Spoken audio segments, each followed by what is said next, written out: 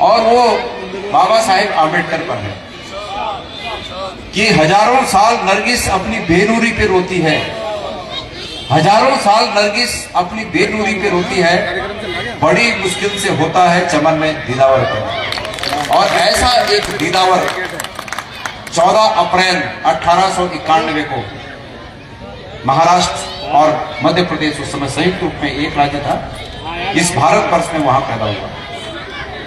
बचपन में बहुत दिक्कतों से आगे बढ़ता हुआ वो चिराग जिसको परमेश्वर ने रोशन इस रूप में किया था कि उसके उस चिराग की रोशनी हजारों नाउमीदों की उम्मीद में बदलने वाली थी, उस चिराग ने अपने को साबित किया।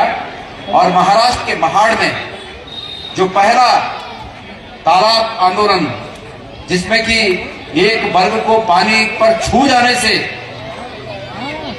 जाने भर से उस पूरे समाज को उसका दंड भोगना पड़ता था, एक ऐसा आंदोलन खड़ा कर दिया कि चल पड़े जिधर दो डगमग में चल पड़े कोटि पग उसी ओर। मतलब गिने नहीं जा सकते इतने पग उनके पद-चिन्हों पर चलते हुए उस आंदोलन में शरीक हुए।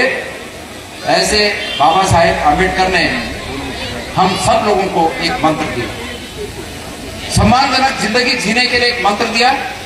और वो मंत्र दिया कि संगठित रहिए, शिक्षित बनिए और संघर्ष करिए।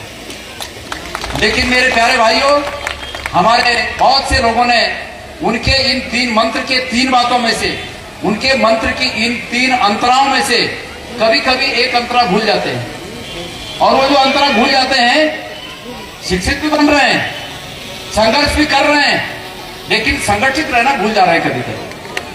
और जब संगठित रहना भूल जा रहे हैं तो आपको निश्चित रूप में जो आपके आशातीत लक्ष्य हैं, उन लक्ष्यों की प्राप्ति में कठिनाई महसूस निश्चित रूप में हो रही होगी।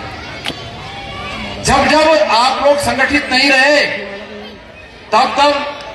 जब शर्मा जी भी, अशोक शर्मा जी भी यहाँ पर हैं, अब मेरी नजर जा रही है, मेरे को फिर नामों की लग रही कि ये नाम छूट गया। तो जब संगठित नहीं रहे, उसका खामियाजा निश्चित रूप में कांग्रेस पार्टी को भी भुगतना पड़ा। और इस देश में जब कांग्रेस कमजोर हुई, तब इस देश के कांग्रेस के कमजोर होने पर जो आघात है, जो प्रहार है, वो इस देश के कमजोर तबके पर पड़ा। क्यों? क्योंकि बाबा साहेब आम्बेडकर का विश्वास कांग्रेस पार्टी में इस रूप में था